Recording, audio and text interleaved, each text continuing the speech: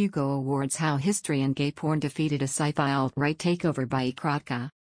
Oh man, you guys, I can't believe no one has written up The Sad Puppies yet. This is a tale of literary drama that went very nearly mainstream, tangentially involving a few people you've probably heard of, and it's just packed with comically obvious villains and delicious schadenfreude. I sincerely hope that in a decade or two someone makes it into a heartwarmingly overwrought Oscar bait docudrama. In the meantime, here's what happened. TL, Dr. Science Fiction had its on, somehow even dumber Gamergate. This got so long, I'm sorry. You guys seem to enjoy the extended Snapewives etc. write-up, so I kinda just went for it.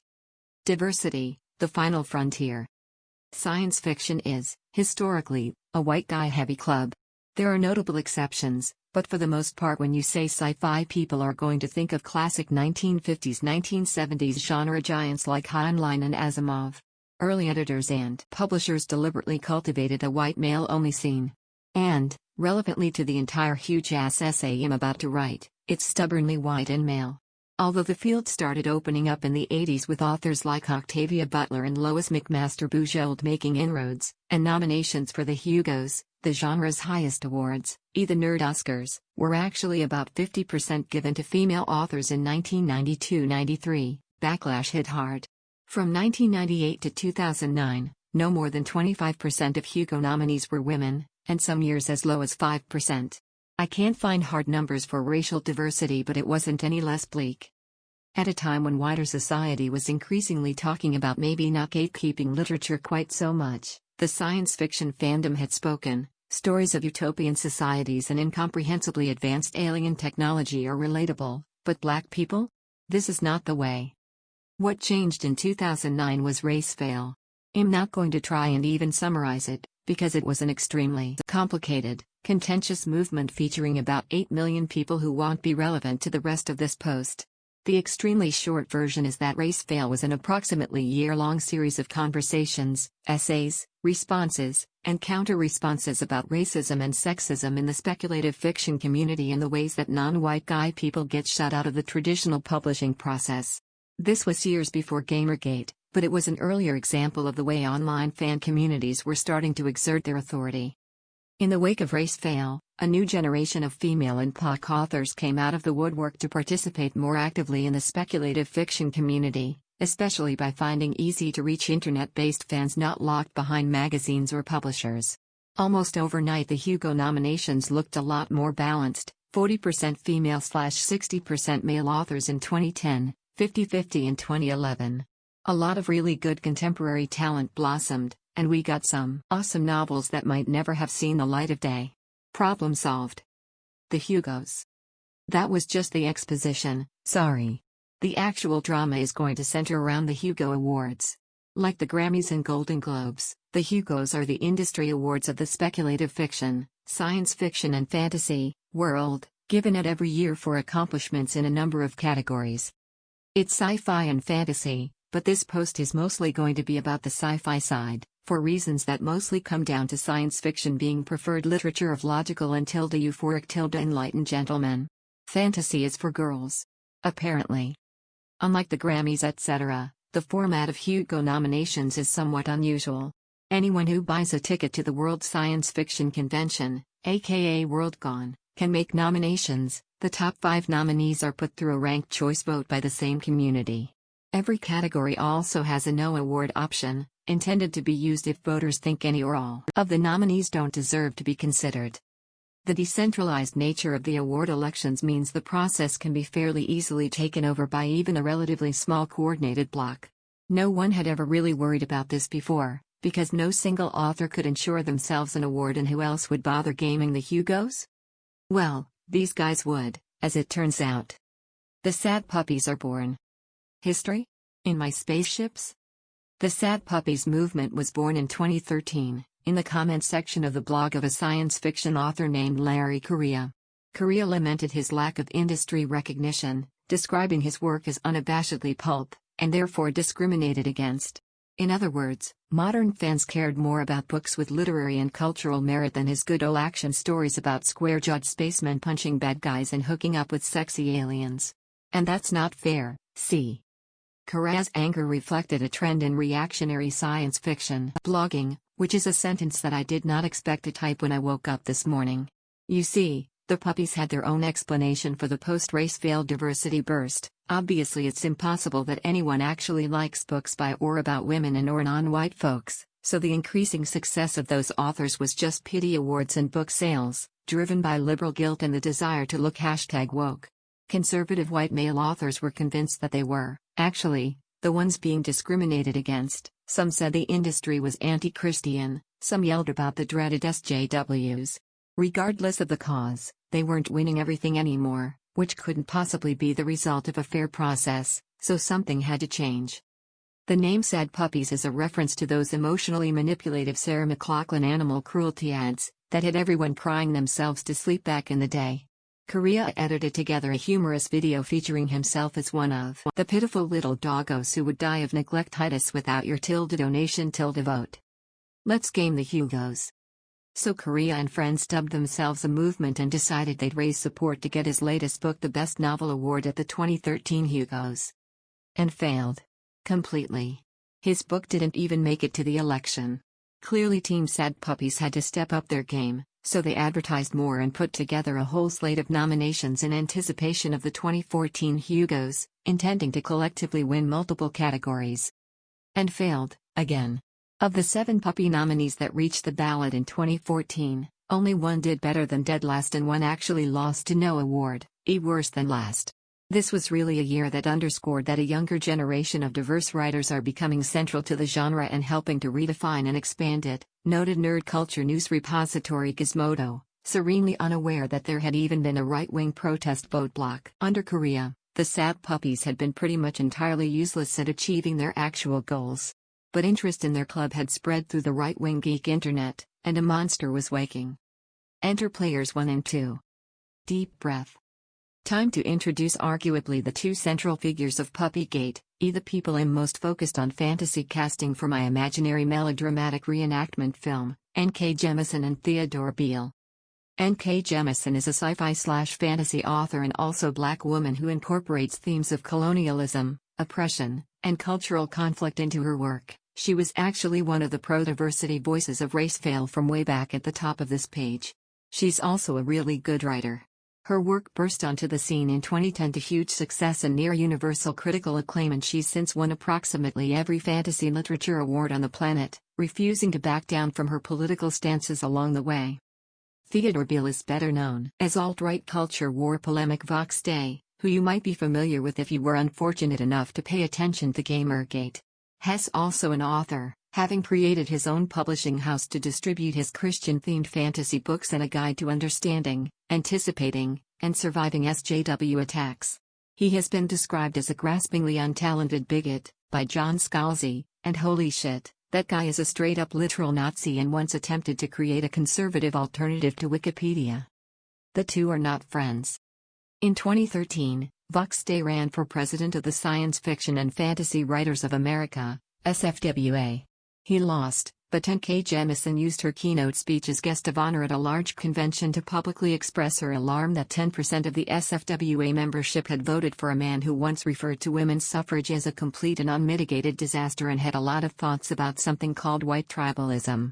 In response, Vox Day used the official SFWA Twitter to link to a post on his blog, in which he said that genetic science presently suggests that we white and black people are not equally Homo sapiens sapiens, referred to Jemisin as a half-savage, and called her editor a fat frog, among a whole lot of other stuff. After a bunch of dumb waffling about civility and drama, the SFWA kicked him out. The incident apparently focused Vox Day on the dreadful oppression faced by right-wing white guys who write books about dragons. This all went down in 2013, now we're jumping back to 2015, shit gets real. Puppies everywhere. In preparation for the 2015 Hugos, OG Sad Puppy Wrangler Larry Correa, remember him? No one else does, was succeeded by an author named Brad Torgerson, a guy who had been nominated for a couple industry awards but never found enough success to quit his day job. About 5 minutes later, Vox Day popped up to announce his own splinter movement, the more extreme Rabid Puppies. While the SAD's voting slate was officially a suggestion, the Rabs were clear that they meant to be a unified bloc. Finally, Someone was taking a stand against identity politics and affirmative action, by only voting for books written by politically acceptable white guys. Anyway. War of the Puppies. 2015 was inarguably the year of the puppies. Newly organized and energized and taking notes from the still-raging Gamergate movement, the puppy candidates dominated the Hugo ballots. The sad puppies got 51 finalists, while the rabid puppies achieved 58. They swept several categories, meaning all 5 candidates were puppy-approved. It escaped no one's notice that Vox Day, Torgerson's Inner Circle, and Vox Day's publishing house were healthily represented, as well as a bunch of other authors who clearly were not on the ballot on the strength of their writing. The whole thing took the rest of Worldcon by surprise. No one had ever tried to game the results at anything close to this scale before. The speculative fiction community was in an uproar. The puppies were widely criticized for both their ideology. The sad puppies made a half-hearted attempt to pretend to disapprove of the rabid puppies and their openly white supremacist leader, convincing approximately nobody, and for their blatant abuse of the process. Much more successful and popular white guys like George R.R. Martin and sci-fi writer Alastair Reynolds disowned them. Reasonably famous internet writer guy and former president of the SFWA John Scalzi started an all-out war against the movement, becoming their true nemesis second only to Jemison, who had become a symbol of everything the puppies wanted banished from science fiction. Funnily enough, Scalzi won the 2013 Best Novel Hugo that Korea started the sad puppy movement to get. And the winner is... When the panic died down, calls went out among the Worldcon community to no award the puppy candidates. The way this works is that in every category, no award is essentially a 6th nominee. As the vote is ranked choice, a voter who feels that a given book or author is undeserving of the nomination can rank that book/person below no award. Anyone who scores below no award doesn't place at all, so if no gets 3rd, the 4th, 5th, and 6th place books get no recognition. If no award wins the vote, no Hugo is awarded in that category at all. Prior to 2015 this was a rare occurrence. The result, no awards to every one of the categories with only puppy candidates. No award beat every puppy-approved candidate in all of the other categories, with the sole exception of Guardian of the Galaxy winning Best Dramatic Presentation in the long form. No wins for Brad Torgerson or Vox Day. Oops. 2016, pounded in the butt by my reactionary politics. Okay, so that didn't work. By 2016 the sad puppies had completely lost control of Vox Day. They retreated to focus on gaming the votes at the brand new Dragon Awards of DragonCon, which at least kept them quiet. Newly crowned Supreme Puppy Emperor Vox Day vowed to destroy the Hugos and leave nothing but a smoking pit and so forth. The problem was that no one wanted to run on the rabid puppy ticket. Previous years had made it clear that associating yourself with the puppies was a good way to win absolutely nothing at all, since even people who didn't care about the ideological fight going on would vote against puppy candidates in distaste for their gaming of the process. In fact, the only work or author to finish in anything other than last place after receiving a puppy endorsement was Guardians of the Galaxy, which probably didn't need their help. Guardians' victory became the movement's new strategy. Instead of nominating themselves, the puppies would claim whichever independently successful authors weren't entirely politically unacceptable. Then, when their candidates won, so would the puppies. It was foolproof. The authors themselves, at least the ones who knew they'd been chosen by the puppies, some had no idea, were displeased. They demanded to be taken off the slate, to no avail. Neil Gaiman called the puppies sad losers. A few near-certain winners dropped out of the race despite Vox Day. There was disagreement about whether authors who were essentially human shields should be no awarded.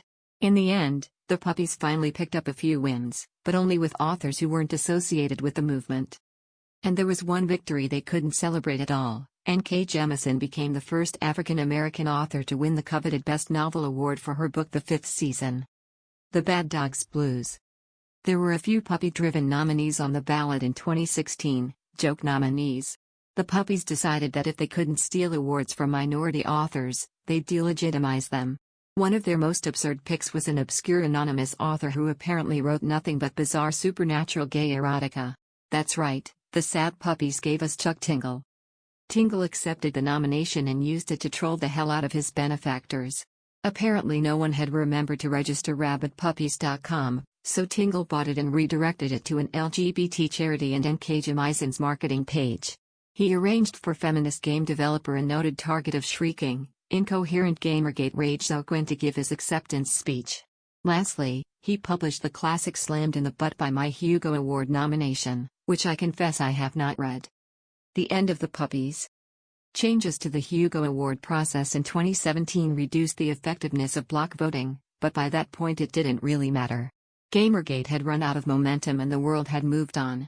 The sad puppies quietly disbanded. Vox Day and the rabid puppies struggled on for another year, but managed only 12 nominations and no wins.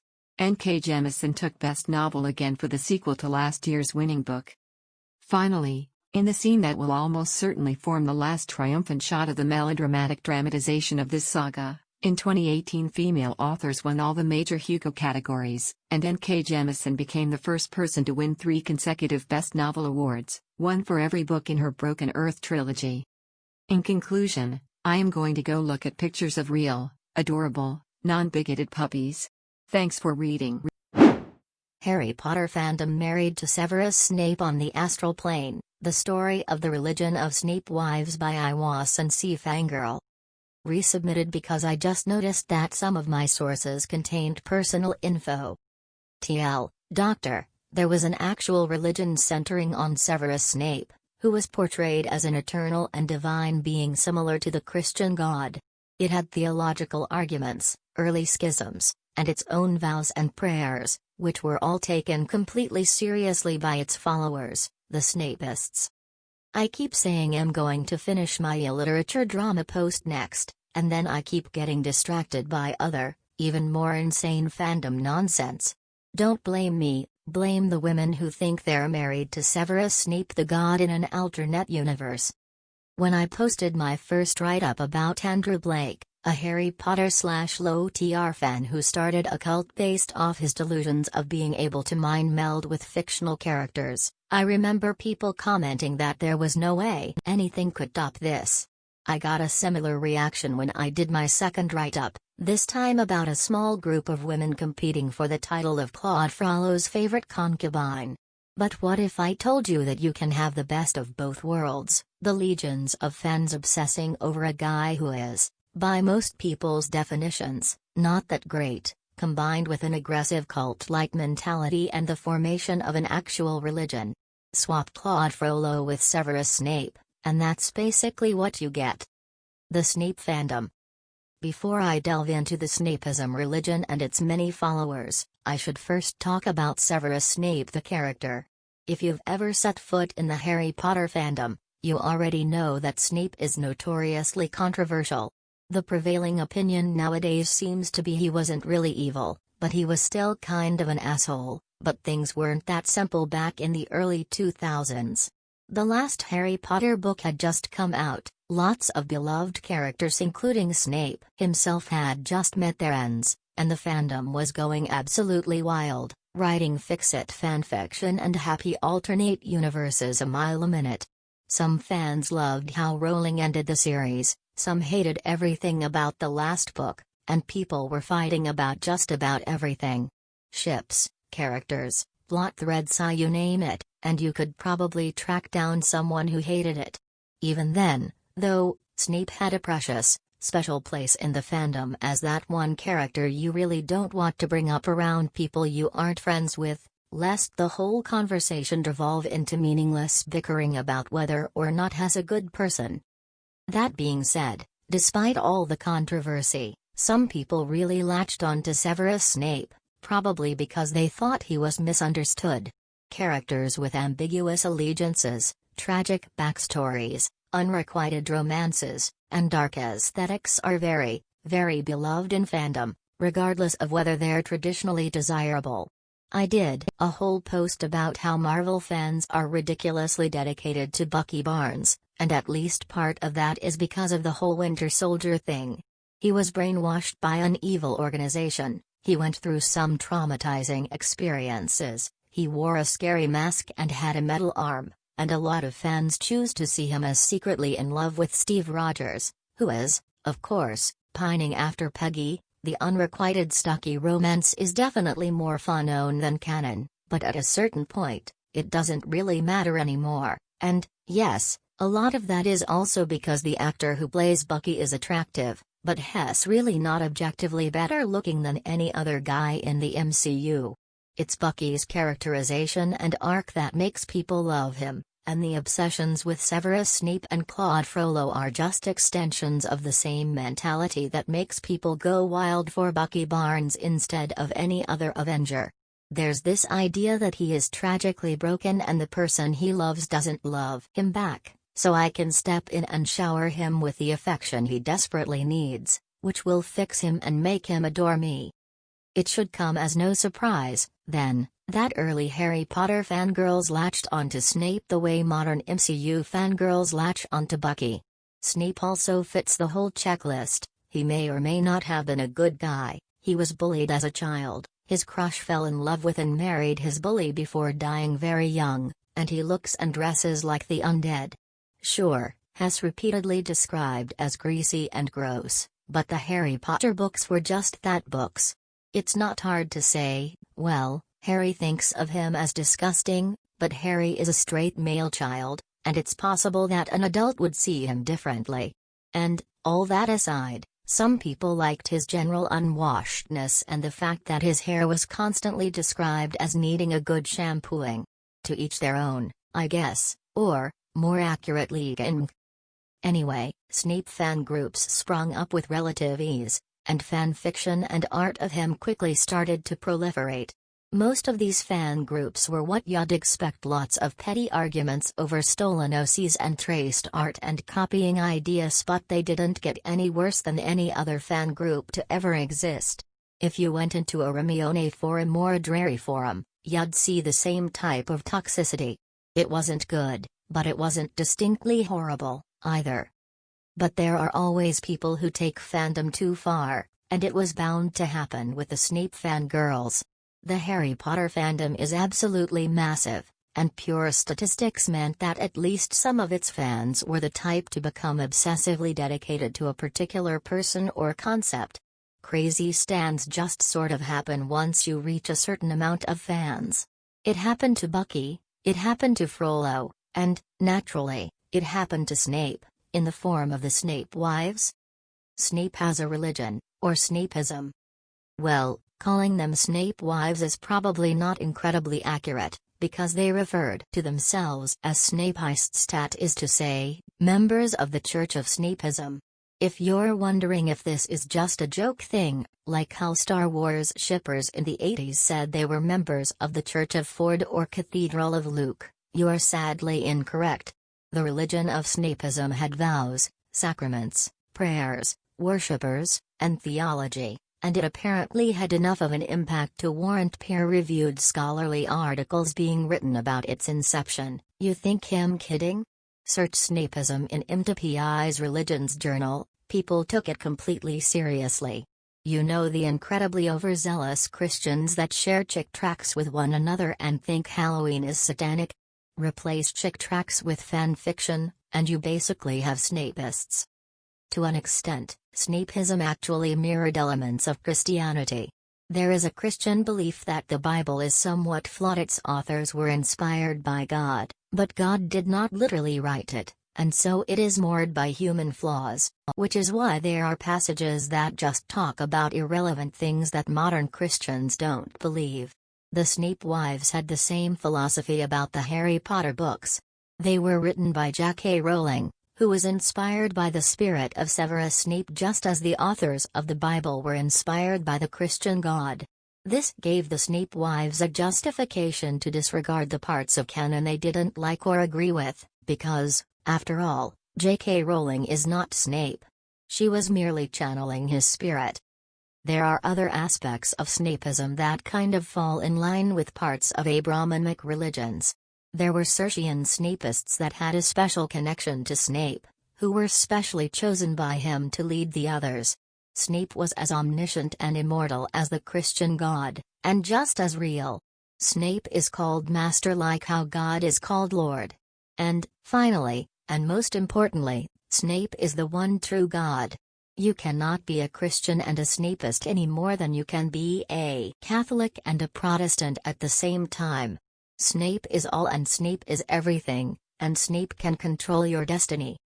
Theological arguments. With Snapeism so closely mirroring elements of more traditional religions, it's to be expected that Snapeists had theological arguments amongst themselves. One of the main arguments was over whether Snapewives should be allowed to have earthly significant others, i.e. real-life boyfriends and husbands. Significant others. C. A core aspect of Snapeism is that Snapeists are married to Severus Snape, all acting as his sister wives. This is, like other aspects of their belief system, taken extremely seriously. It is ceremonial, it is very religious, and it is very much a real marriage in the eyes of the wives, who wrote their own Snapeist vows for their Snape weddings. I promise to be always faithful in body and mind, and never love another man. I promise to love and cherish you all of my life. I promise to respect and honor you all of my life. I promise to dedicate all of my life to you. I promise to stand by you in good times and bad times. I promise to protect and guard you, and to prevent you from any harm. I promise to provide anything you need for you. I promise to take the best care of you. I promise to use your name with the respect it deserves. I promise to always wear the ring with your name in it, as a symbol of my love. I promise to obey you, no matter what. I promise to respect your wishes and not to be selfish. I promise to look after you in sickness and in health. I solemnly promise all of this to you, Severus Snape, my only love. May these words create a strong loving bond, which can only be broken by death. If I break the promises made, or treat you not in the manner I should be, I'll make sure I'll die. May all the good forces and spirits bless our love eternally. So it will be done. The above is just one example of a vow written by Lady Darkness. If you were wondering if she was being serious, don't worry, she posted several pictures of her Snape shrine in response to queries about whether she actually worshipped Snape or not. Sadly, those photos have been deleted, but there are threads referencing them on archive.org archives of fan forums. Anyway, you can clearly see how dead serious the Snapewives were about their faith and their fictional husband. They absolutely considered their marriages legitimate, and wanted them to be treated like any other marriage to exist. This begged the question, then, should Snapewives have to divorce their real-life husbands to marry Snape? The majority of the Snapewives were middle-aged women who had been married to real men for years, and yet this is a wedding after all. Weddings can't happen if one party is already married to someone else. Snape himself gets a pass because all of his wives are on the astral plane, whatever that means, but the women's husbands are physically real. People did all sorts of mental gymnastics to justify being married to their husbands and Snape at the same time. One woman claimed Snape regularly possessed her real-life husband, especially during sex.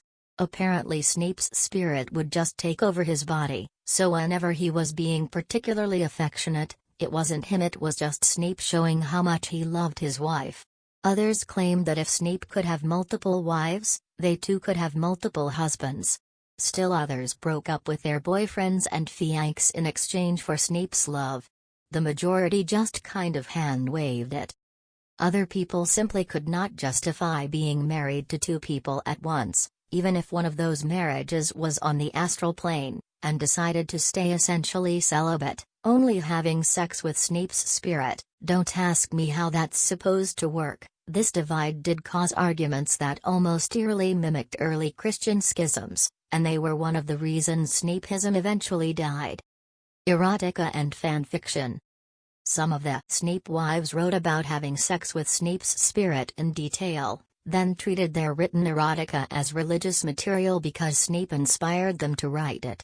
Other wives said that Snape likes his privacy and publishing porn of him is disrespectful and fundamentally against the theology of Snapeism. Nearly every wife wrote extensive amounts of fanfiction, but just how explicit that fanfiction could get was constantly up for debate. The role of sexism in astral projection. Some of the wives reported being visited by Snape on a daily basis, i.e. being contacted in their dreams by his spirit.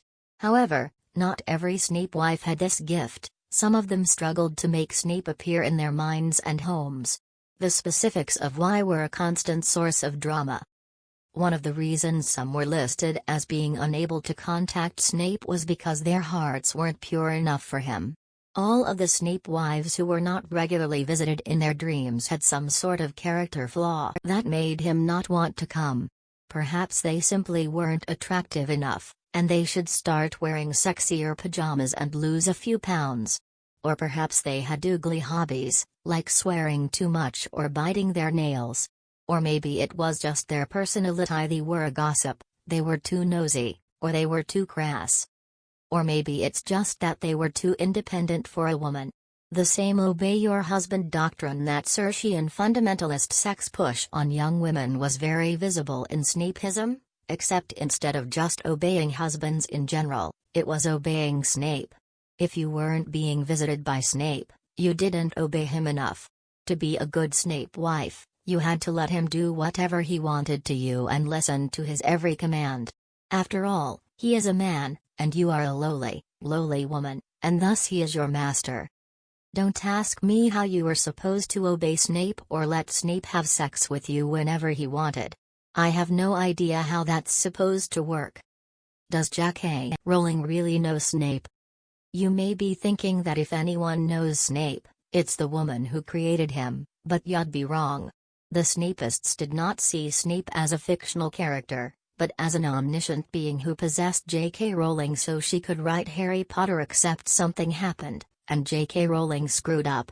It was generally agreed upon in the Snapewife community that the Harry Potter books were all wrong. They didn't portray Snape accurately, and they, in fact, were sacrilegious. According to Snapeist theology, the way Snape is portrayed in Harry Potter is all wrong. Snape the character is just a shadow of Snape the deity, who is omniscient, eternal, and impossible to kill. Snapeists were, in general, unaccepting of his fictional death. I love you, Severus, I know you can stop death, you/'ll be in my heart forever, I am yours, you deserve all the best, J.K. doesn't /understand you, but there are many people who loves you and support you. Honor to our potion master, a great teacher and an admirable person, loyal and brave, I believe he is still alive. Aside from denying that Snape was dead, Snapeists also continuously insulted Rowling, and eventually settled on the idea that she simply wasn't good enough to deserve Snape, who had abandoned her and shacked up with the Snapeists instead. It's not like Harpeetling ever mattered, though Snape is a divine being, not a fictional character, and he can do what he wants. I believe that Severus Snape exists independently of J.K.R., claimed one Snapeist. He is a living, feeling spirit. I believe anything is possible and that Severus does visit those he chooses to. This, predictably, caused problems when they engaged with other Harry Potter fans, who usually reacted to the claim that Snape is a real god who can stop death by asking the Snapewives to get mental help and/or therapy. And, finally, the drama that tore apart the religion. Is Snape really perfect? After a good few years of Snapeism, one of the Snapewives apparently got fed up with her astral plane husband, and posted a list of his perceived faults on her live journal. This, predictably, caused just as much ire as a Christian criticizing God would. Lady Darkness, the same person who wrote the marriage vows above, responded to the post by declaring her love and dedication to Snape once more. I am so sorry these fans even dare to speak your name. Obviously this one is not loyal or even trying to understand what makes you you. I feel ashamed some speak like this about you, as I feel you deserve better. Please note there are fans that do accept you as you are, and not all find more negative sides to you than positive ones. I felt tempted to react, but as I don't want to start another war, and as you would probably tell me to put my energy in things that do matter, I decided to place my reaction to this insanity here. I feel disgusted by this, as you probably would too. Severus, all I can say is that to me, all of this rubbish is just what it looked like, rubbish and lies. To me, you are perfect the way you are.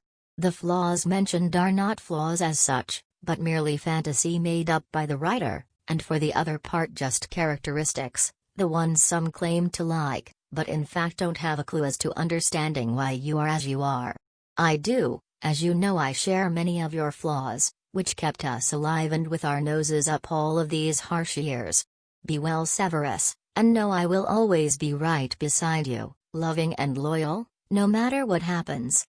Many other Snapists followed suit, and this resulted in a loud and tearful fan war, which eventually resulted in the Snape critic packing up and leaving her astral plane husband, apologizing for daring to criticize him and claiming she had realized she was no longer deserving of his eternal love. Though many Snapists continued to worship and adore Severus Snape, this fallout between two of the most well-known Snapewives in the community resulted in a lot of infighting that pitted people against one another, which made them reluctant to continue interacting. The end of an era. After the fan war, community participation slowly dwindled. Snapeism was still going strong, though just not as strong as it used to be. The real nail in the coffin didn't come until later, when something terrible happened. One of the wives fell in love with someone else. If you're wondering if one of the Snapewives realized that this was all insane and found herself an actual, physical significant other, well, I respect your optimism. Unfortunately, that's incorrect. By fell in love with someone else, I mean stopped worshipping Snape so she could worship Jethro Gibbs from NCIS instead. After all, this is a religion we're talking about. You can't be a Catholic and a Protestant at the same time, and you can't worship Snape and Gibbs at the same time. With all of the big-name fans gone or fighting with each other, Snapeism kind of fell apart. To Snapeists, it was kind of like the Pope suddenly converting to another faith. The Jethro Gibbs incident was the nail in the coffin for the religion, and with all the important leaders gone, the others just kind of stopped caring. There may be one or two wayward Snapeists out there in the labyrinths of LiveJournal, but they certainly don't have half as much of an impact now as they did back then. The Church of Snapeism is, for all intents and purposes, gone. Bad photoshops of Snape with his astral plane lovers are still scattered across the internet, laying amidst prayers and fanfiction and strange combinations of them both. But the church itself has faded into obscurity like some pagan religion of old. The death of Snapeism has been attributed to numerous things. Some Snapeists blame J.K. Rowling for handling Snape's spirit so poorly and not writing the truth. Still others say that it was all Snape's plan. He's omniscient, after all. Snape created the world, and he can end it, too. But most Snapewives just vanished quietly into the background without saying anything, deleting LiveJournal pages and frenzied fanfic as they left and leaving only archive.org pages in their wake. Maybe some realized that the whole thing was insane and culty in the absence of big-name fans to guide them. Maybe people started seeing the consequences of using one's real name and photos on an online group dedicated to sharing porn of a Harry Potter character. Or maybe, like the woman who had criticized Snape, they were experiencing astral plane marital problems and decided to get an astral plane divorce. Who knows? Only one thing is for certain, Snapeism is dead, and Harry Potter fans everywhere are breathing sighs of relief. Sewing about the time an 84-year-old lady joined our Facebook group by laeneal. There was a post in our Facebook group Sewing for Kids where a woman named Tiny, pronounced as Dini, it's a Dutch name, said something like, "I want patterns for kids' clothing." Nothing more, not a question, not a please. People were furious. They were calling her out for being rude, making jokes like "yeah and I want a mansion with a big pool" and telling her to try and use Google sometime. Tiny did not reply to anything and there were already over 50 replies. Until someone found out that Tiny was actually an older lady who just joined Facebook. They asked Tiny what kind of patterns she'd like and Tiny finally replied. She said, "I'm sorry ladies, I've never done this before. I'm 84 and I wanted to sew something for my great-granddaughter, a dress please. I'm sorry again, I didn't know what I did was so terrible." I feel so bad for Tiny. Poor lady. Pokémon Go player called police and filed charges against gym rival by butidontwannasignup. I've resisted signing up for this site for years, but my local Pokémon Go drama is so incredible that I finally gave in so I could post this. There is a local Team Instinct player, Andy, who has at least 8 accounts, plays non-stop, and has become increasingly territorial about control of gyms in his small town area. This is on the Florida coast where the small towns merge into each other and are basically neighborhoods in the larger metropolitan area where I play. About a year ago, a Niantic update dramatically increased the rate at which gyms turn over between teams. This was deliberate, so more players would be able to battle in gyms. Andy hasn't handled it well. When his gyms are taken over by another team, he will immediately drive to the gym to take it back. When another team has held a gym during the hour before a raid battle, Andy becomes extremely agitated if players from the other team block his attempts to take the gym before the battle. For non-Pogo players, there are 3 teams: Valor, Red, Mystic, Blue, and Instinct, Yellow.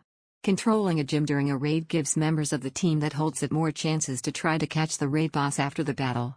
Instinct is the least popular team, which means they tend to be outnumbered. Last month, the turf war with another player, Brian, escalated. I'm just going to quote the police report that was posted on Facebook. On May 9, 2018 at approximately 09:06 hours, I was dispatched to address / in reference to a supplement. Upon arrival, I met with complainant, Andy / who stated, Brian / is following him again. Andy / wanted it documented to show a pattern of stalking. I explained that they are playing a video game and Brian / is allowed to come to these virtual gyms for virtual battles of their Pokémon. I made contact with Brian / who admitted he was at this location this morning playing the virtual game. Brian / explained they have been battling for a year now. Brian / stated that when Andy / takes over a virtual gym, he goes to those locations to take it back over. Brian / believes Andy / is upset because he keeps losing at the game and can't become the best if Brian / is taking over the gyms. I informed him that Andy / would be filing an injunction and he should prepare any documents to prove that it is part of the game, as no threats have been made. There were other incidents, but I'm missing some of the details. From what I've been able to pick up on Facebook, Andy called the police complaining that a stranger, who he actually knew was Brian, had been following a third player, Cindy, in their cars for over an hour. They were both driving around to gyms in the same area, and he had kicked her out of some of them. I don't know if Andy was in a separate car, or nowhere nearby. Cindy posted screenshots of text messages between her and Andy about her being followed. Edit, not text MSGS, rather comments she and Andy had made on a deleted post in the smaller FB group. / I'm guessing that she may have been playing some of Andy's accounts as well as her own. That call resulted in police surrounding Brian's car with their guns drawn. So, we had the Pokémon Go version of a swatting. When this finally landed in front of a judge, he heard Andy and Cindy's complaint and dismissed it before even listening to Brian's defense, which should have been the end of it. Just kidding. On Tuesday evening while out playing, Andy told a private security guard close to a gym that he had an order of protection against Brian, who was nearby. When the security guard talked to Brian, he showed him the judge's dismissal, and the security guard let Brian continue to play there.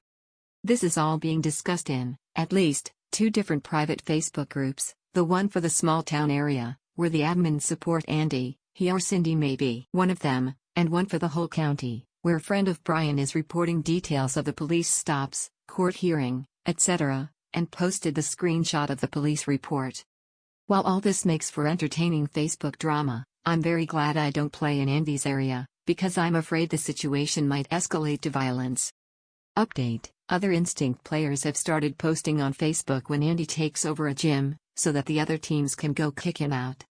TLDR: after a local Pokémon Go player was repeatedly kicked out of gyms by another player, he called the police multiple times to report stalking by the second player, which resulted in the stalker's car being surrounded by cops with guns drawn. He then filed for an injunction, which was immediately tossed by the judge. Year Literature Year Author calls out university student for disliking her books by Pikachu 334. Since I haven't seen anyone talk about this, here's a post about Yar's latest scandal. If you're in this subreddit, you're probably well aware of the many scandals that your authors seem to breed into this cursed land. This week, it seems it's Sarah Descent's turn. She's a very well-known author in and out of the circles, popular mostly due to her relatable stories about teenage girls going through changes in their lives.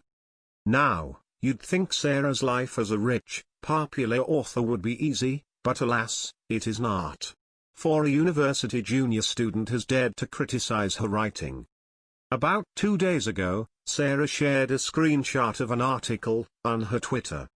In the screenshot, a Northern State U student claimed to have voted against Desson's book being included in a book recommendation list for fellow college students because Desson's books were fine for teenage girls but not up to the level of collegiate reading. Sarah was not happy about this and called the student's comment mean and hurtful. A good amount of fellow authors and admiring fans flocked to Sarah's side, calling out the student's blatant misogyny and defending an adult person's right to read your books, although when exactly that right was ever denied is hard to tell. Such authors included people like Roxane, Sam Sykes, Jodi Picoult, Jennifer Weiner, Celeste Ng, Ruta Sepetys and many others. However, not everyone seemed to be on Sarah's side. A lot of people pointed out that the student had shut down her social networks seemingly due to the harassment from Sarah's fan. It should be noted that Sarah has over 250k followers on Twitter. Other people pointed out that Sarah's screenshot seemed to pass over the fact that the student had vouched for a book about racism and prejudice in the criminal justice system, in favor of Sarah's white teen girl tale. Yet another person pointed out that Sarah seemed to be happy with people calling a 19-year-old a bitch. Regardless, the Northern State University has decided that their student was in the wrong and issued an apology to Desson, who was more than happy to take it. Animal Crossing. The new Animal Crossing has developed a black market based on real money by ihad360k_karma. Damn it. Animal Crossing, New Horizons came out a couple of months ago, and, as you are almost certainly aware, it was a massive hit. It's a life simulator where you live on an initially deserted island and slowly build a community of cartoon animals, with several hundred to choose from. It's designed to be a peaceful, calm experience where you do nothing but hang out, so of course people have built a greedy, brutally efficient underground economy. Getting new villagers can be difficult, since your island can only have 10 of them at any one time.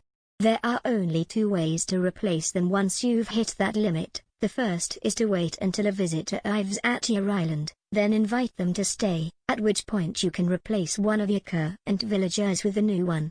The second way is to wait until one of your villagers randomly decides to leave on their own, then travel to other deserted islands to find a new inhabitant.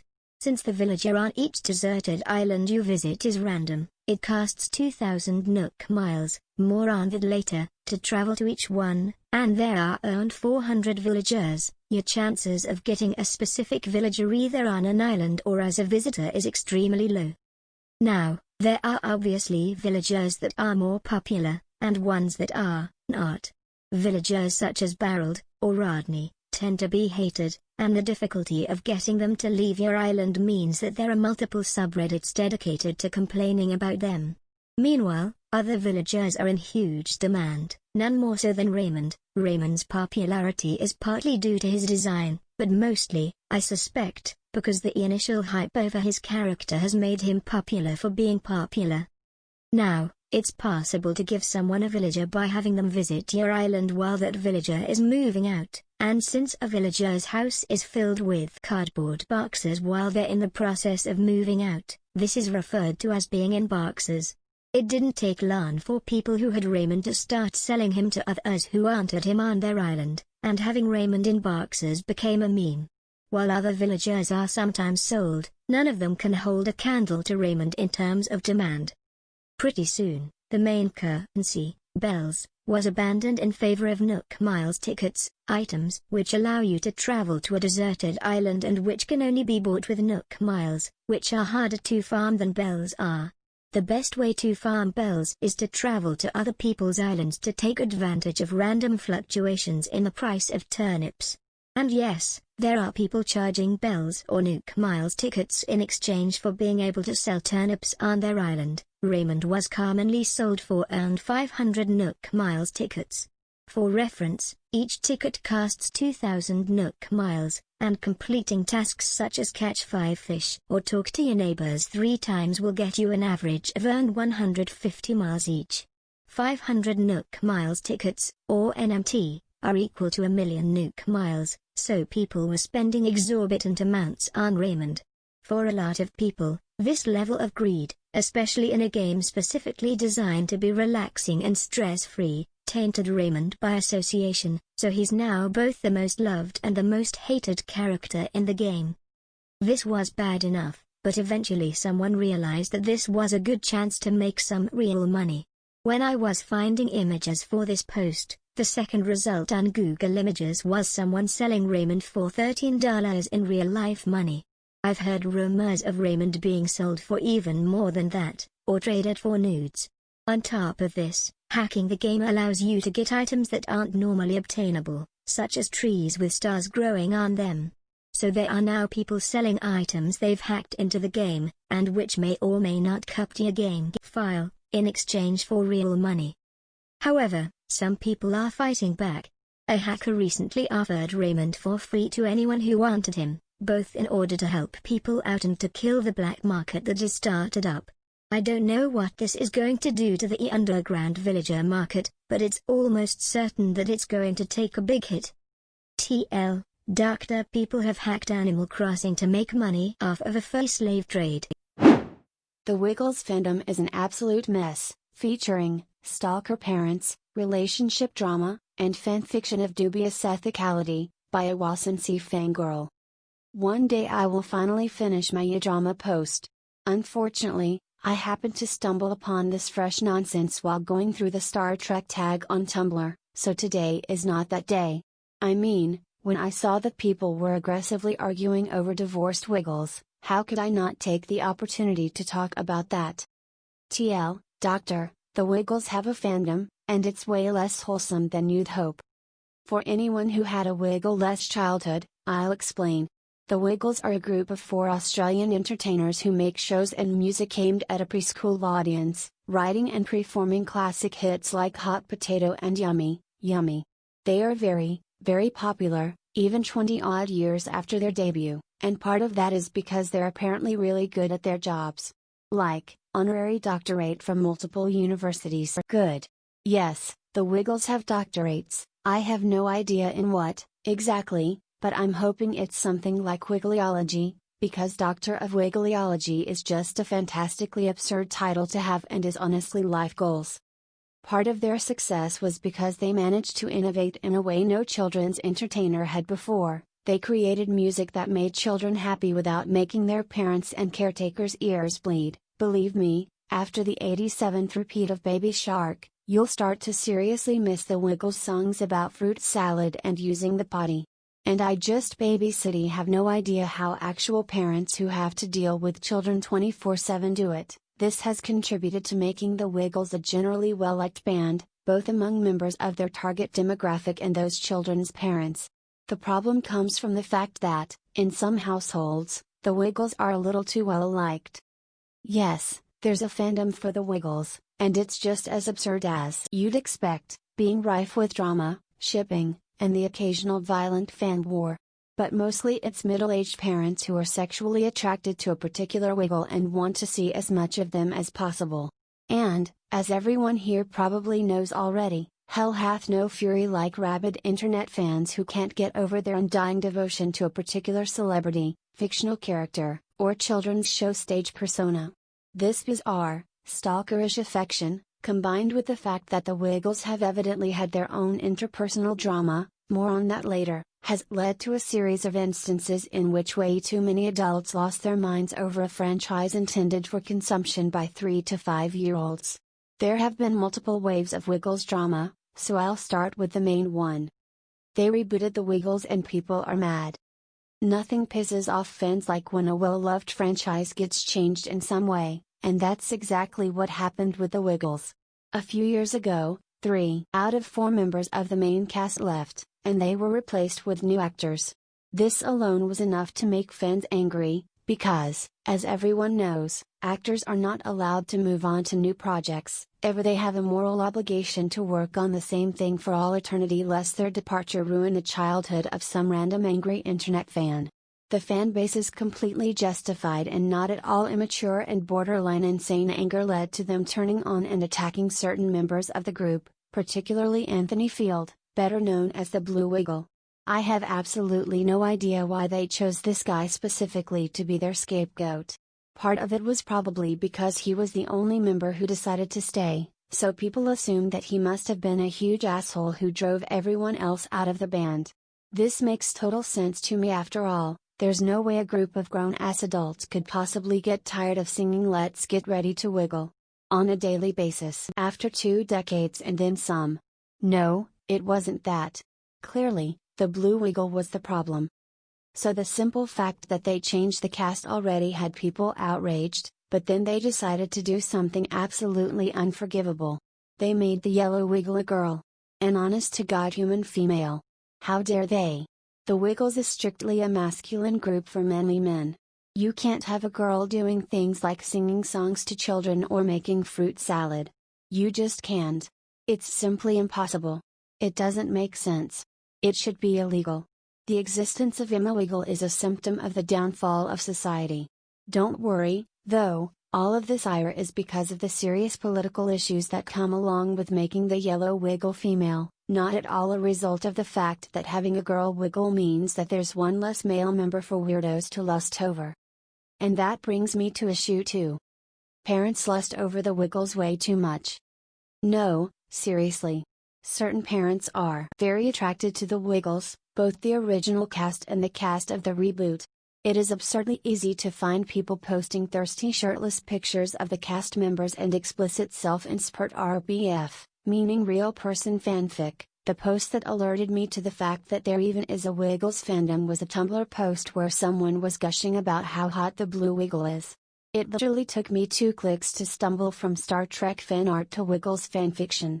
As for why there's so much Wiggles stuff in the Star Trek tag, it appears to be because enough people have mixed up the 2 franchises that it's become a joke. Set phasers to fruit salad and all that. Anyway, I digress. As you probably already know, fans who are unduly obsessed with certain actors and characters can get pretty bad. Others have already done excellent write-ups on the My Chemical Romance cake drama and the One Direction fake baby conspiracy, and both of those incidents just go to show how horrible fandoms can get when they grow unchecked. A large part of the problem is that a lot of fans really don't think of band members as people, more like public domain characters that they can do whatever they want with, which leads to them getting angry when they discover that their favorite musicians have personal lives that don't revolve around catering to their fans' every whim.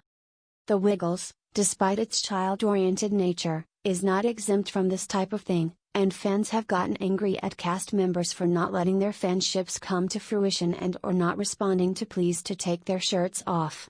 Some people have even taken to mailing them erotic fan art of themselves, stalking them at concerts, trying to give them their phone numbers, following them on tour, and sending them suggestive fan mail. Back when people used to use online chat rooms, it was apparently a somewhat common occurrence to see legions of parents talking about all of the sexually explicit things they would do to the Wiggles, some of which was so risky that news articles about the situation didn't even want to reprint it. Yikes! The dawn of Tumblr fan blogs and Twitter stan accounts hasn't made the problem any better, and even though there's a new cast now, people still continue to argue over which Wiggle they'd end up with if the band members decided suddenly to divorce their significant others and hook up with random fans instead. Oh, and speaking of shipping, stalking, and destroying relationships. 2 Wiggles got a divorce and the fandom lost its mind. It's a pretty simple story, to be honest. Lachlan Gillespie and Emma Watkins, the purple and yellow Wiggles, respectively, fell in love, got engaged, and then got married. Then, a few years later, they got a divorce. This changed literally nothing about the Wiggles, and the 2 are apparently still close friends. As far as celebrity separations go, it was possibly the least melodramatic, most well-handled divorce I've ever seen.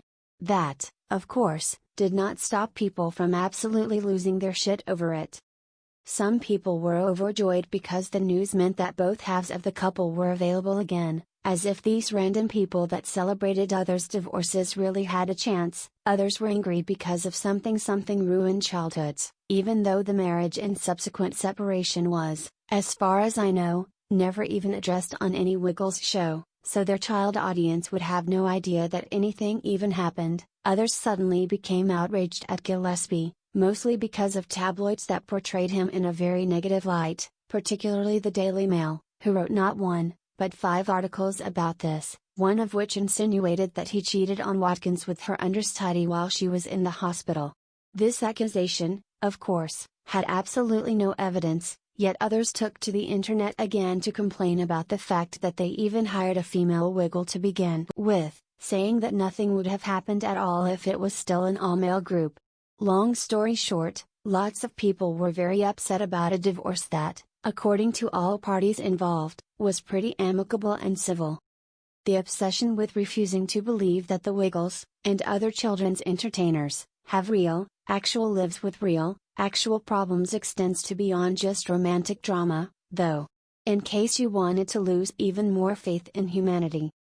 The Wiggles aren't allowed to get sick, according to the fanbase. Back before the reboot, the former Yellow Wiggle, Gregory Page, left the tour for a few years to deal with a medical condition called orthostatic intolerance. He was replaced by Sam Moran, his understudy. Then, just before the reboot, Page recovered somewhat and Moran left. You would think that this would be fine. After all, this is just kind of what happens when an actor is sick. If they can't perform, their understudy goes on instead, and when the original actor gets better, the understudy stops replacing them. That's just how it works. Except, of course, nothing is simple, so this resulted in a whole new round of fresh discourse. Some people really liked Moran, some people really liked Page, and this led to discourse with a capital D. All sorts of accusations flew everywhere, and some people got it in their heads that Page was faking his recovery just so he could come out of retirement and steal Moran's spotlight, because that makes total sense. There are more conspiracy theories about this, but I didn't even want to go down that rabbit hole, so I'm just gonna leave it at that.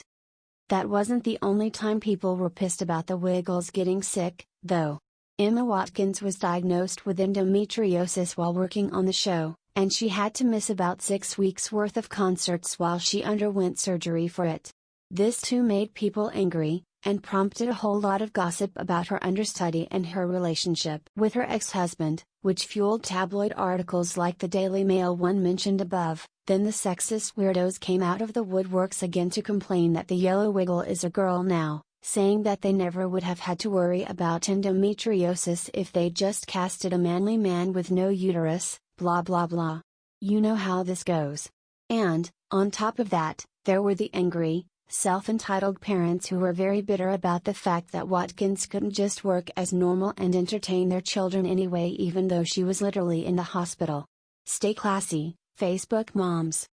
And, finally, the last insanity I'm going to mention.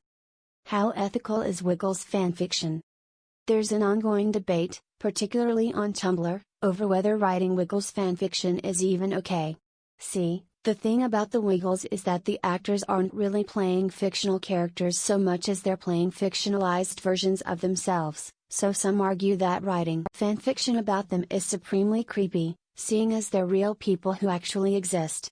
Others say that there's a distinction between, say, Lachlan Gillespie and Lahi Wiggle, so it's totally okay if you write fanfiction about the latter because, similar as he is to his actor, he's still a stage persona that doesn't really exist. Yet others say that the Wiggles are public figures and thus the public is free to write whatever they want about them, real or not real, which is a less accepted but still somewhat popular philosophy. The fictionality of the Wiggles and the ethics of writing fanfiction about them is still a sore subject, and that's not even getting into the arguments over which fanfiction, if any, is acceptable. You see, the stereotype about fanfiction is that it's all weird pornography written by thirsty fans, and that's fair. Some of it is just straight up smut. But that's ignoring the other popular genres of fanfiction. Some popular romance fic micro-genres involve things like hurt/comfort, angst, and tragedy, all of which are commonplace because they allow an author to let two characters bond over something really terrible happening. For example, say, a character death.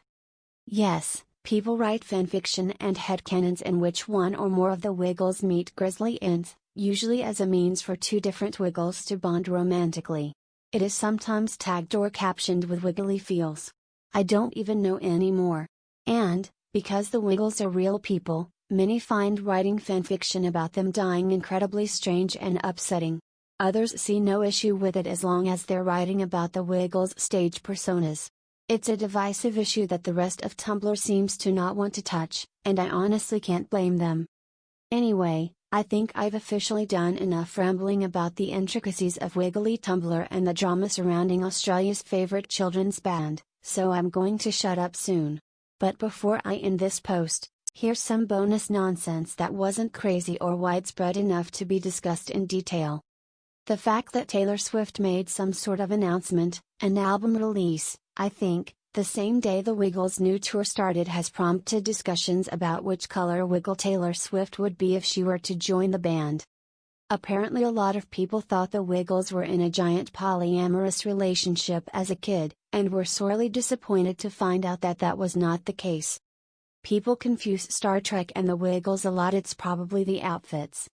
There's an ongoing discussion about whether the Wiggles exist in the MCU, and the answer to that question appears to be yes. I think one of their shows was playing in the background of a scene with Cassie in one of the Ant-Man movies, but I could be wrong. People are ironically calling the Wiggles their favorite boy band just to upset One Direction stans. And that's pretty much it. It's a weird, wiggly world. Audio: The Slow Decline of r/headphones' favorite earphone company by outerefi. A bit of a LAN post that was inspired by a few conversations on r/headphones asking about what exactly happened, this one in particular recently, and I have the right brand of obsession with the industry to give you all the rundown. The main players: Campfire Audio, or commonly abbreviated as CFA, the antagonist of this drama. They are a company based in the US that builds and sells high-end, $200 earphones that the community refers to as EMs, which means in-ear monitors. Ken Ball, the CEO of Campfire Audio. Despite his position, he still participates relatively frequently on audiophile forums. Critical, an earphone reviewer. More about him later.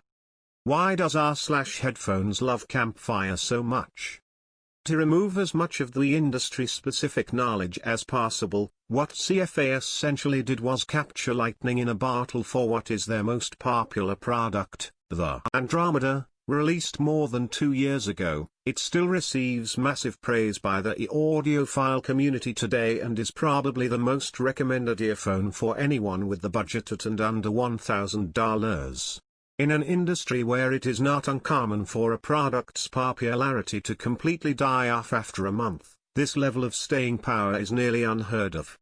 It would only be obvious that CFA would try to recapture this lightning in the bottle for future releases, but it seems that they've failed every time.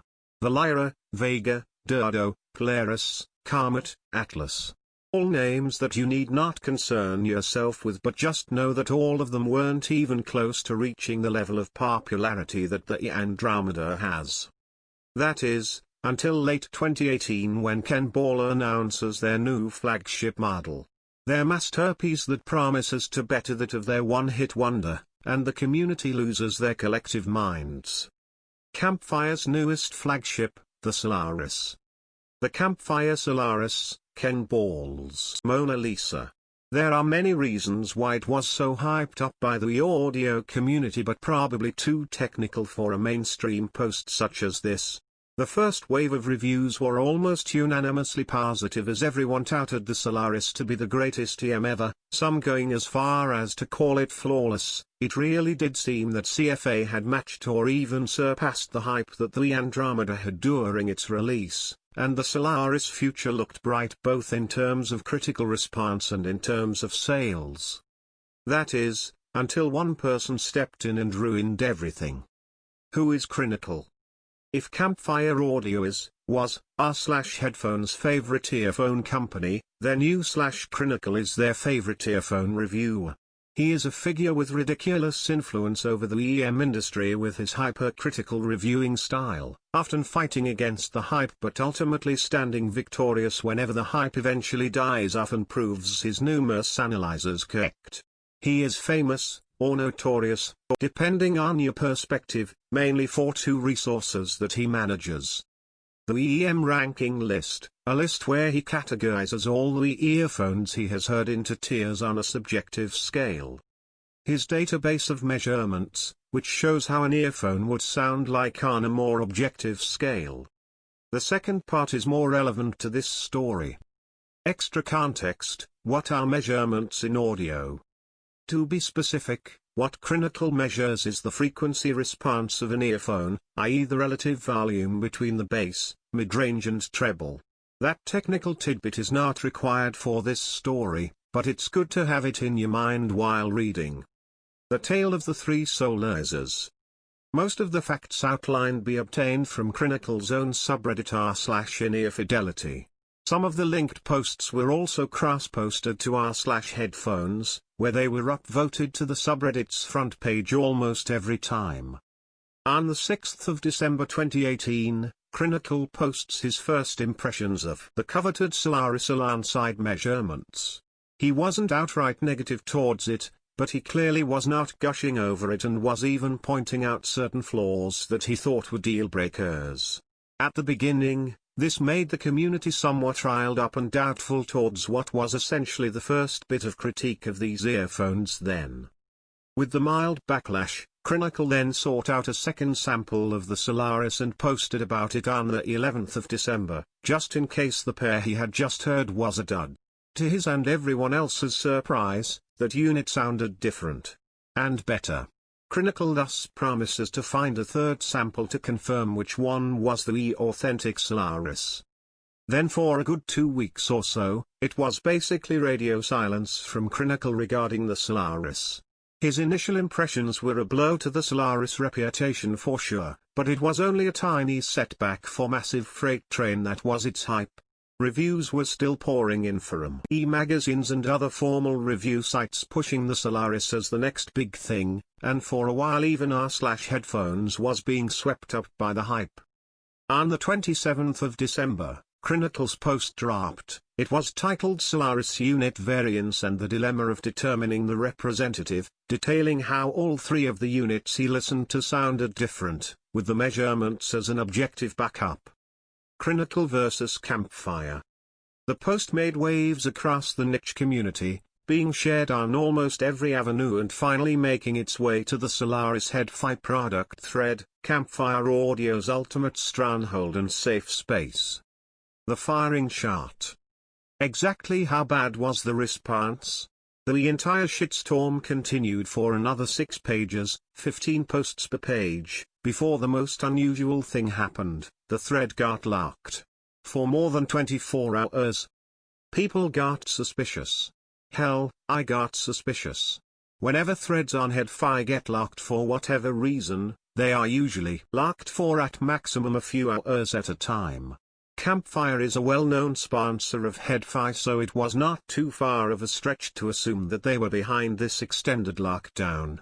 As the day passed, the thread finally goes public once again, the venerable Ken Ball leading with his response to everything. Key points for those who do not understand what he's saying. Their products are hand-built, therefore variation is within the norm. They try to minimize QC issues by measuring the earphones for imbalances in each step of the manufacturing process. They claim that each Solaris had less than 1 decibel of channel imbalance.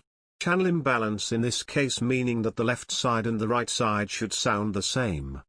As for the measured units on Reddit, we primarily trust our measurements over others.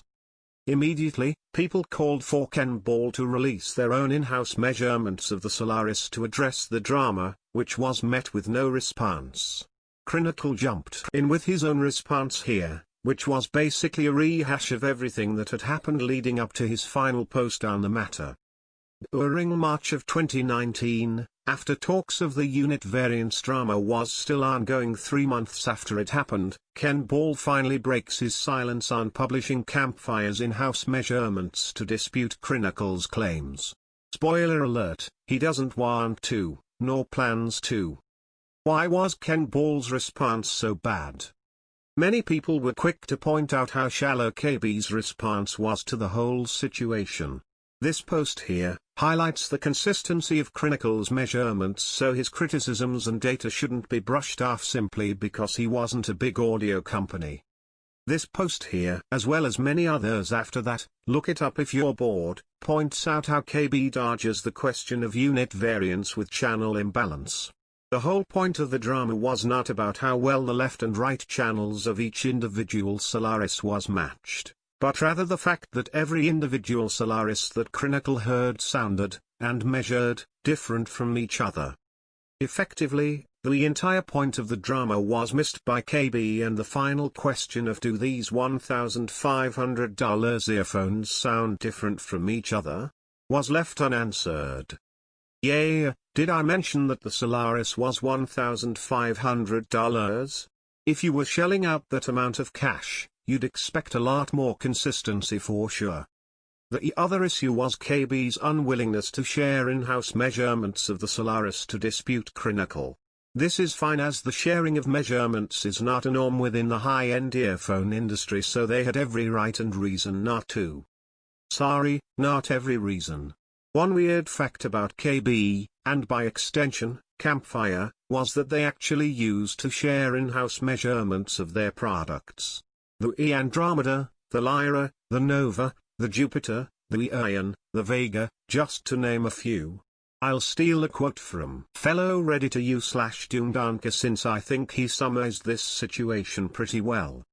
There was a time that Ken Ball was very willing to supply officially measured measurements to not only end users but for reviewers. I've provided not one or two graphs but graphs for their entire starting lineup. But now he doesn't do so and is actually extremely frigid with regards to measurements, to the point calling out people who look at measurements as measure baiters. This comment was from a month ago. Yes, people are still talking about this half-year-old drama on r/headphones. Side note, some prime examples of the schadenfreude that manifested from this drama. They hated Chronicle because he told them the truth. Stopping the hype train. Black hole mids. The IO, a swing and a miss. Oh, you thought the story ends there? Buckle up, because it gets worse. Remember when I said that Campfire was constantly trying to recapture the lightning in the bottle? That was the Andromeda, and failing every time? Well, here was what is arguably their biggest failure yet, the IO. The EIO's release mirrored that of the Solaris to a scary degree, with e-magazines and formal review sites chomping at the bit to get their, obviously positive, reviews out the door and jerking Campfire off about their next big thing. And of course, everything came crashing down when our madlad U/Chronicle dropped heart with some measurements once again, gathering 300+ upvotes and plastering itself at the front of r/headphones once again, subsequently killing another round of sales and Campfire's already controversial reputation in the Reddit community. For those unfamiliar, that is a very bad graph. Ken Ball versus the country of Singapore. Oh boy, and it still doesn't end there. Back in the safe space that is the Campfire IO product thread on headphone, fanboys desperately cling on to the last remnants of their sanity as negative non-formal impressions from potential customers start pouring in. And here is when it happened. Ken Ball decided to attack what is a fairly innocuous, rather legitimate set of critical impressions by referring to the poster's nationality as a point of suspect. All hell breaks loose on r/headphones as it was quickly screenshot and posted, gathering 400+ upvotes by the day's end. Why this matters? The implication that Singaporeans were somehow a shady bunch was quickly picked up by the community, as demonstrated by this comment thread on Reddit. I personally don't think that KB was trying to imply this at all, but his phrasing was absolutely atrocious. Singapore is home to the world's largest English-speaking EM community, So KB effectively alienated one of his biggest markets. Talk about horrible business decisions. The location tag on a headphone user's profile is manual input, which means that the original user might not even be from Singapore at all. Now that people know that KB gets triggered by accounts from Singapore, they can just use this to their advantage without even being from the location itself. Emo the worst one, u/Crinacle is Singaporean himself.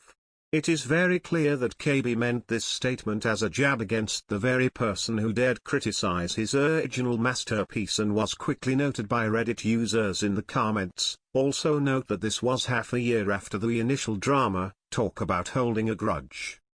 Ken Ball isn't racist. And to top this all off, here is Mr. Ball's response to accusations that he's being racist, or at the very least, countryist. Oh man, if you're saying I am racist, of course that is ridiculous and wildly false. I am part Asian and my wife is Asian and so is my daughter. I am a lot of things, but racist is not one of them. Now, I personally don't think that KB is racist, just heavily misunderstood and doesn't know how to phrase himself properly. But throwing out the "I can't be racist because I have an Asian wife" argument is, to put it nicely, absolutely goddamned manic.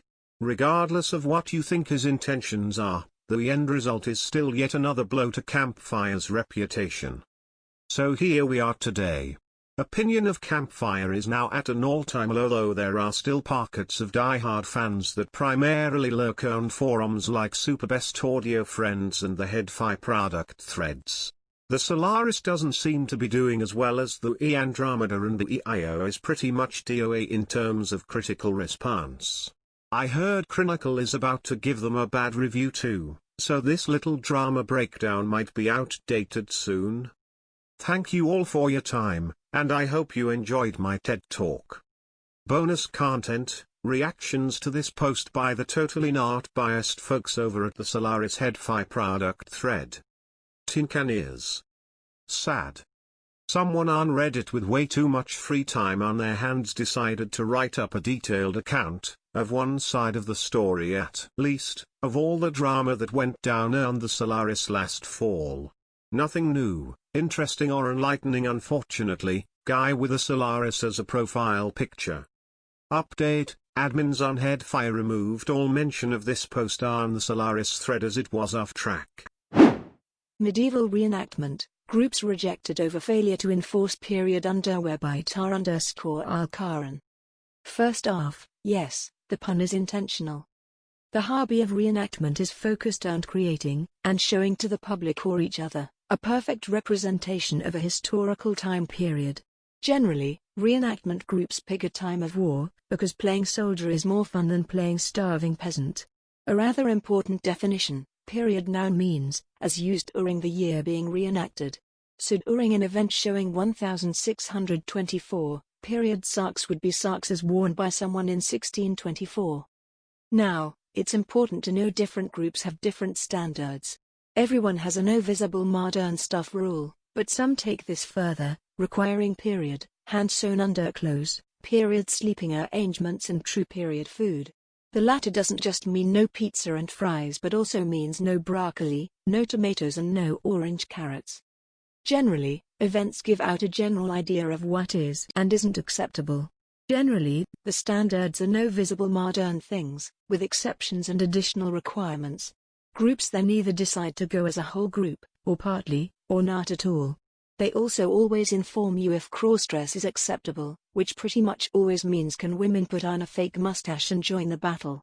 The answer has, for a very long time at the majority of events, always been yes, but only in battle, if convincing from a distance. This is generally totally fine for the women who want to, because we also think it's weird if you have girls fighting in a time where all they did was sew, clean and breastfeed, but we also really like swinging a sword or shooting a musket. Last summer, a certain nearly week-long event, known for its high standards, they don't allow any modern items in camp, no electricity, no crossdress, only true period food, etc., made their new standards known. These standards included the following phrases, translated. Starting in 2018, attending groups must agree, in writing to the following standards. Snip. All clothing must be constructed by hand, from period-appropriate fabric and use appropriate techniques.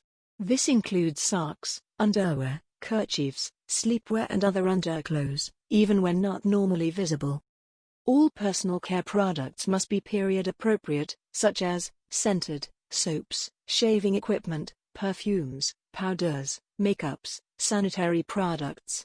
Deodorant, aftershave and modern perfumes are not allowed, period-appropriate scents are allowed.